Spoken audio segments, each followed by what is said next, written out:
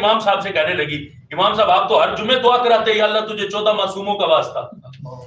یعنی یہ حالت ہے, یہ حالت ہے. وہ خطیب ہے مسجد کا, عالم دین ہے, پورا پڑھا ہوا, لیکن خبر ہی نہیں کہ ہم کیا جملے اپنی زبان سے لوگوں سے سن کے بول رہے ہیں.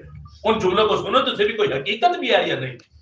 اس لیے اس وقت علماء پر ذمہ داری, اور حضور کنز العلماء نے اللہ کے فضل سے عقیدہ توحید کے لحاظ سے ہو, عقیدہ رسالت کے لحاظ سے ہو, شان صحابہ شان اہل بیت کے لحاظ سے ہو, شان حضرت فاطمہ الزہرا رضی اللہ تعالی عنہا کے لحاظ سے ہو, اللہ کے فضل سے دلائل میں کوئی کمی نہیں رہنے دی.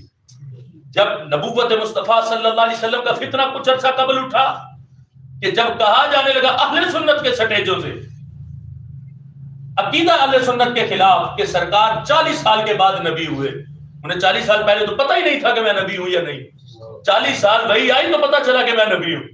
اس کے خلاف بھی جس ہستی نے دلائل کے انبار لگائے, اللہ کے فضل سے اس کو ڈاکٹر اشرف حسین جلالی سبحان اللہ. ہم یہ سمجھتے ہیں کہ آج حضور کنز العلماء نے ہمارے عقیدے اور ایمان پر پہرا دیا, عقیدہ اہل سنت ہمارے دلوں میں پکا کیا, لیکن ذمہ داری سے کہہ رہا ہوں یہ فیض ہماری آنے والی نسلوں تک بھی پہنچتا رہے گا. یہ صرف آج ہمارا عقیدہ پکا نہیں ہوا, اس سے ہماری آنے والی نسلوں کا عقیدہ پکا ہوا. جس طرح دیکھ لیں اعلیٰ حضرت مجدد دین و ملت علیہ رحمہ کو دنیا سے پردہ فرمائے ہوئے 100 سال سے زیادہ گزر گیا, لیکن آپ کی تعلیمات آج 100 سال بعد ہم جیسے بھی اسے نفع حاصل کر رہے ہیں.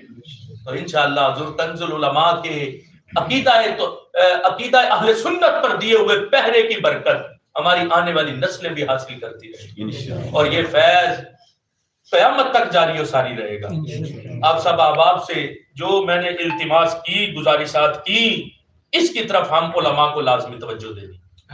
ہم سب احباب اپنے اپنے سوشل میڈیا کی طرف توجہ کرتے ہوئے, کوئی بات نہیں, جہاں ہم کرتے ہیں کہ ہم کال سنتے ہیں, کچھ ویڈیوز دیکھ لیتے ہیں, وہاں اوروں کی ویڈیوز دیکھنے کی بجائے ہم اپنی ویڈیو بنانے کی کوشش کریں, اور یقین والی ویڈیو جس سے لوگوں کے شک دور ہو اور وہ یقین کے درجے پر فائز ہو جائے.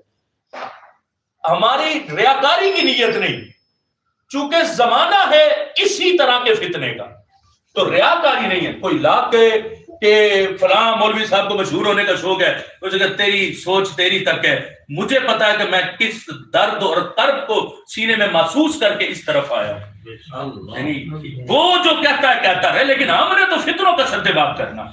اس لیے ہمیں ان فتنوں کی طرف توجہ کرتے ہوئے ان کے مقابلے میں آ کر کھڑے ہو کر ان کا سدباب کرنا. رب ذوالجلال ہم سب کو دین پر, عقیدہ اہل سنت پر استقامت عطا فرمائے. چونکہ مجھے کہا گیا تھا کہ آپ نے علماء کی شان اور عظمت کے لحاظ سے کچھ باتیں عرض کرنی, تو عظمت و شان تو علماء کی ساری دنیا کے سامنے.